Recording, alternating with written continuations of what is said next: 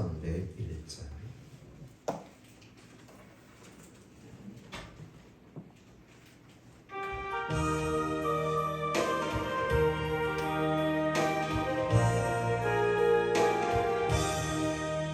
지금 맞을 지겨운 것들의 끝이신 은혜가 한이 없는 주의 사랑 어찌 그만하랴. 자나깨나 주의 손이 항상 잘 끊으시고 모든 일을 주 안에서 영통하게 하시네. 몸도 마음도 연약하나 세임받아 살았네. 불로 뜻이 그시는 주의 은혜 족하다. 사랑 없는 거리에 나 험한 산길에 때 주의 손을 굳게 잡고 완성하며 가리라. 주님 다시 뵈올 날이 날로 다가와 무거운 짐 주께 맡겨 벗을 날도 멀다네.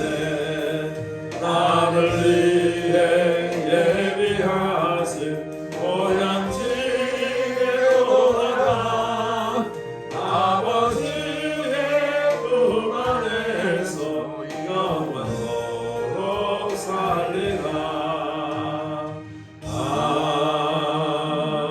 아멘. 하나님 말씀 봅니다. 욥기서 5장 8절에서 16절 말씀 보겠습니다. 욥기 5장 8절에서 16절 말씀.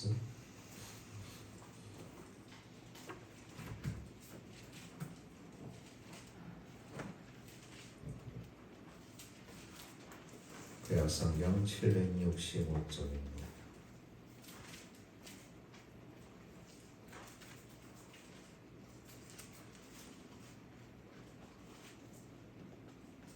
나라면 하나님을 찾겠고 내 일을 하나님께 의탁하리라.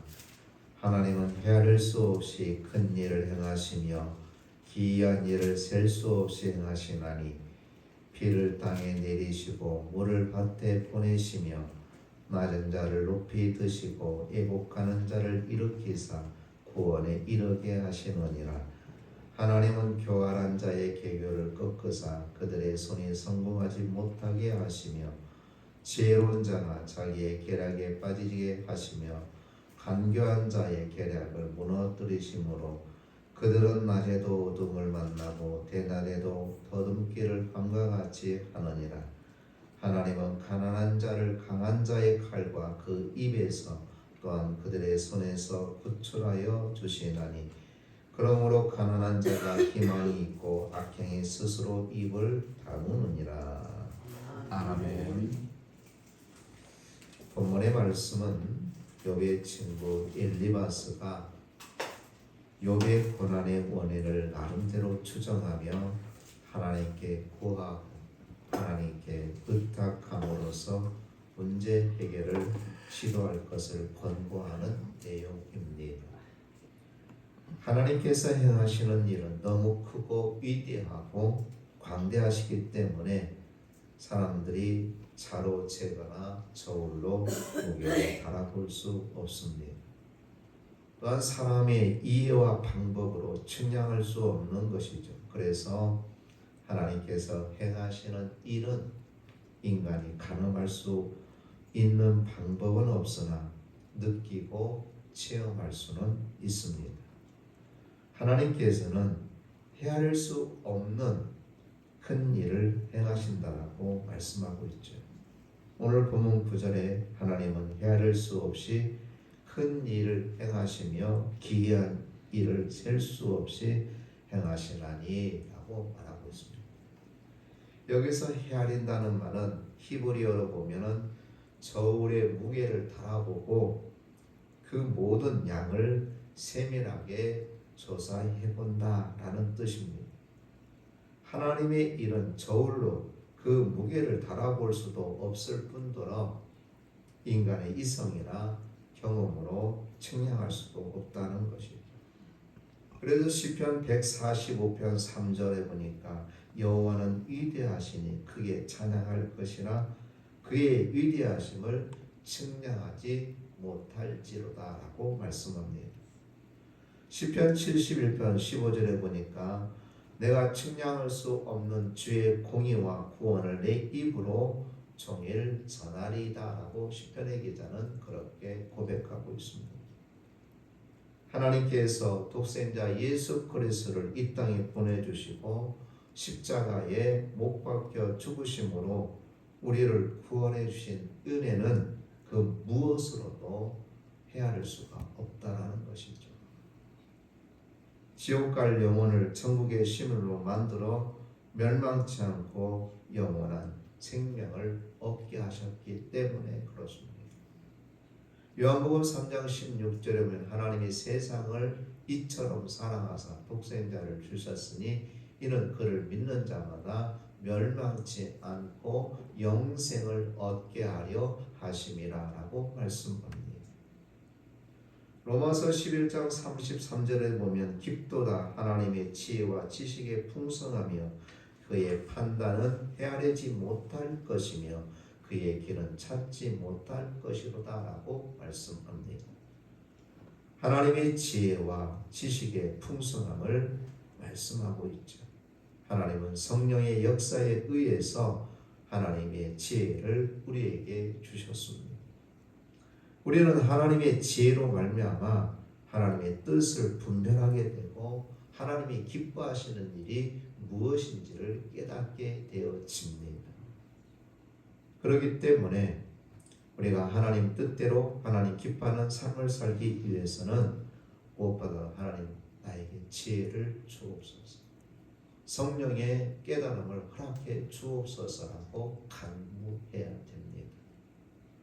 그것이 하나님의 뜻을, 하나님의 큰 일을, 위대한 일을 행하신 일을 그나마 알 수가 있고 깨달을 수 있기 때문에 그렇습니다.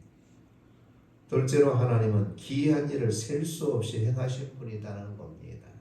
오늘 본문 9절 하반절에 하나님은 기이한 일을 셀 수 없이 행하시나니, 여기 기이한 일이라는 것은 하나님의 놀라운 기사와 하나님의 기적을 또 위대한 일을 의미합니다.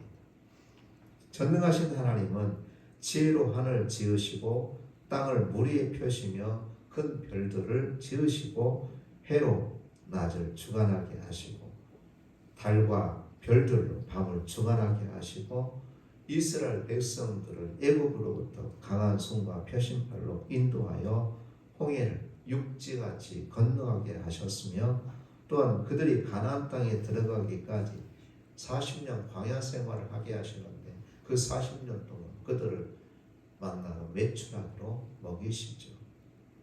불기둥과 구름기둥으로 인도해 주셨고 각색 병든 자를 고쳐주셨으며 죽은 자를 살리시는 듯 기이한 일들을 셀 수 없이 행하셨습니다.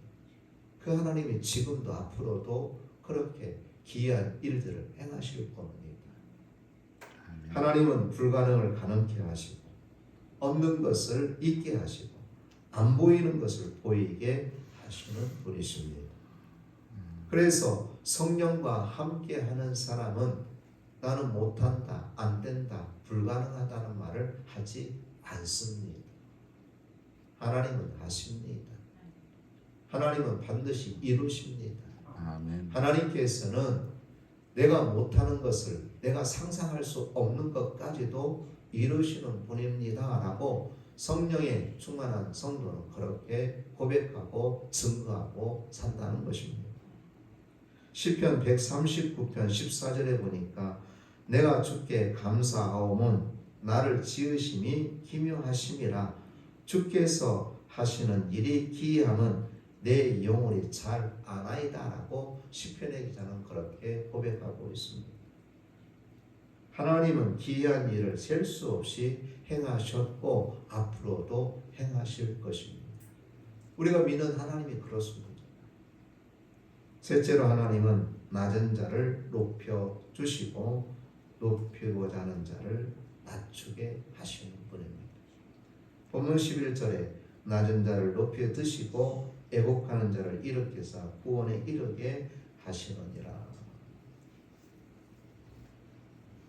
여기 낮은 자는 겸손한 자를 의미합니다. 일으킨다는 말은 위로하여 기운을 북돋아 준다라는 의미입니다. 하나님은 온유하고 겸손하신 예수님의 멍에를 메고 항상 낮은 자의 위치에서 겸손하게 살아가는 성도를 위로하시고 기운을 북돋아 주시고 높여 주시는 분임을 믿으시기 바랍니다.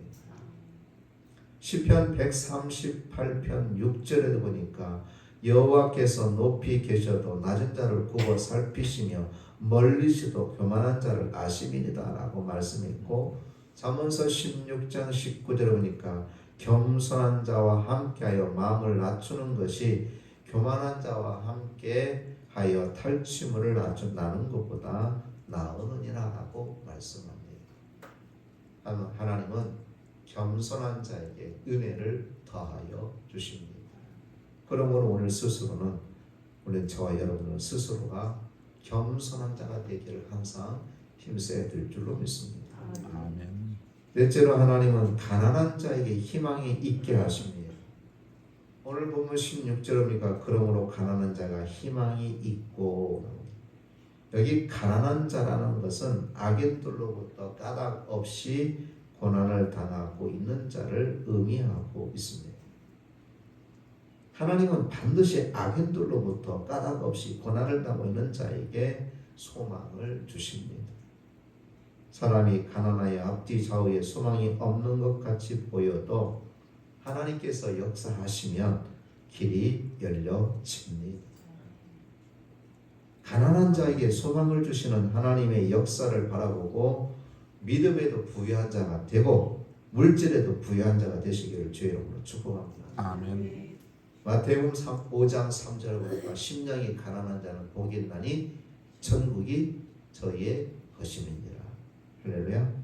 아멘. 여러분, 내가 가난하다고, 다시 말하면 내가 힘이 없고 연약하다라고 절망하거나 낙심할 필요 없습니다. 하나님은 늘 가난한 자의 편이십니다. 오늘도 하나님이 내 편이 되셔서 악인들로부터 나를 건져주시고 악인들로부터 보호해 주시고 악인들의 앞에서 승리의 사람이 되게 해 주옵소서 라고 간구하시기 바랍니다. 아멘. 다섯 번째, 하나님은 아프게 하시다가 싸매어 주시는 분이라는 겁니다. 오늘 본장 18절 말씀을 보시면 하나님은 아프게 하시다가 싸매시며 상하게 하시다가 그 손으로 고치시나니. 하나님은 자기 백성의 부패한 부분이 더욱 확대됨으로 찾아올 더 큰 고통을 미연에 방지하기 위해서 때로는 아프게 하시기도 하고 상하게 하시기도 하지만 반드시 아픈 것을 싸매 주시고 상한 부분은 그 손으로 고쳐 주시는 분입니다. 우리들이 자녀들을 기르실 때에 어떤 경험을 하셨습니까? 말 안 들면 입으로 말로 경고하죠. 다음에는 용서 없다. 한 번만 잘못하면 그때는 가만 안 둘 거예요. 근데 우리의 자녀는 역시 똑같은 잘못을 보면 이때 우리는 어떻게 해요? 회초리 갖고 와. 그래서 회초리로 신발을 가하죠. 이후로 때리고 나서 밤에 자고 있는 나를 혹시나 그 얼음 만져주고 바세린을 발라주고 약을 발라준 적 있잖아요. 그냥 배우려 둡니까? 때린 다음에. 당시에는 훈계하기 위해서, 바르게 가르치기 위해서 회초리를 들었지만 그 맞고 자는 그 자녀를 위해서 눈물도 흘리고 그 아픈 상처난 곳을 바라보면서 약을 발라주잖아요. 왜 부모님? 하나님도 그렇습니다. 아마 하나님께서는 때리시기만 하실까, 아프게만 하실까, 상하게만 하실까, 그렇지 않았다는 거예요. 본장 18절에 분명히 말씀합니다. 하나님은 아프게 하시다가 싸매시고 상하게 하시다가 그 손으로 고치신다는 거예요. 그렇습니다.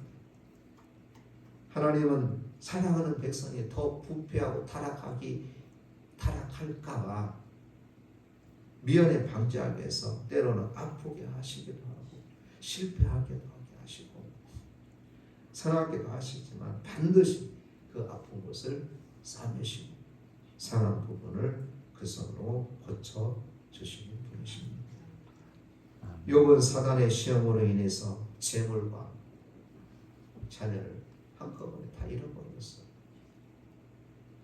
많은 사람이 또 사랑하는 또 잘하는 친구들이 오늘 보면 제가 서울에 엘리바스라는 친구가 와서 네가 이렇게 된 거는 분명 뭔가 이유가 있는데 하나님 앞에 잘못한 게 있는가 네 스스로 살펴보라는 거예요. 그러나 성경은 욥은 동방에 의인이 없고 혹시나 내 자녀들이 죄를 범했을까 봐 하나님 앞에 화목제물을 드리고 자녀들을 위해서 늘 기도하고 늘 신앙에 합당한 삶을 사는데 사단이 욥 하나님과 내기를 해보로 인해서 결국은 욥이 우미한 어려움을 당한 게 사실이잖아요. 하루아침에 그 많은 재산을 빼앗기고 잃게 되었어. 하루아침에 10자식이 다 생명을 잃게 되었어. 얼마나 가슴 아프게. 여러 자녀 중에 한 자녀만 잃어도 가슴 아픈 건데 욥이라는 사람은 10자녀를 다 잃어버렸어. 사단의 시험으로 인해서 재물과 자식을 모두 잃고 본인은 질병까지 갖고 있었으나 욥의 위대한 점은 그 상황에서도 하나님을 원망하지 않았다는 거예요. 믿음을 지켰다는 거예요.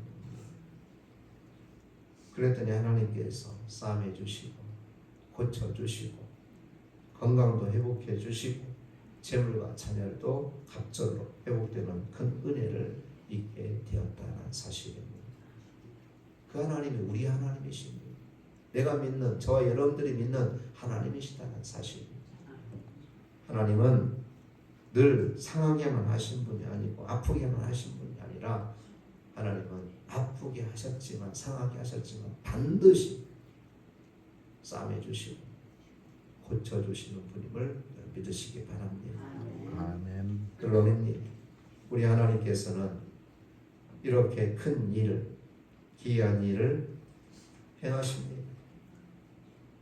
어떤 고난 중에 있더라도 절대 불평하거나 원망하지 말고 헤아릴 수 없는 일과 귀한 일을 셀 수 없이 행하시고 낮은 자를 높여주시고 가난한 자에게 희망이 있게 하시고 아프게 하시다가 싸매주시는 일을 행하시는 하나님만 바라보시고 하나님만 믿으시고 하나님만 의지하시고 그리고 승리하는 저와 여러분 되시기를 주의 이름으로 축복합니다. 기도합니다. 걸어가시는 하나님, 오늘 말씀을 통하여 우리 믿는 하나님이 어떤 하나님이신지를 또한 깨닫게 하시니 감사합니다. 어떤 고난 중에 있더라도 우리를 하나님께서 보호해 주시고 함께 해주시는 분임을 믿습니다. 이 땅에 사는 동안 때로는 아픈 일을 당하게 되어진다 할지라도 마음에 상한 일이 있다 할지라도 하나님은 고쳐주시고 싸매어 주시는 분임을 믿습니다.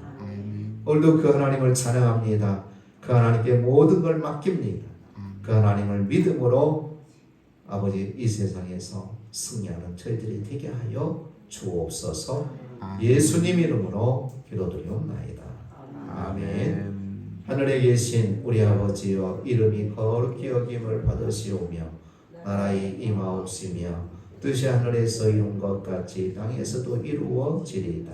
오늘날 우리에게 일용할 양식을 주옵시고 우리가 우리에게 죄 지은 자를 사하여 준 것 같이 우리 죄를 사하여 주옵시고 우리를 시험에 들게 하지 마옵시고 다만 악에서 구하옵소서. 대개 나라와 건세와 영광이 아버지께 영원히 있사옵나이다.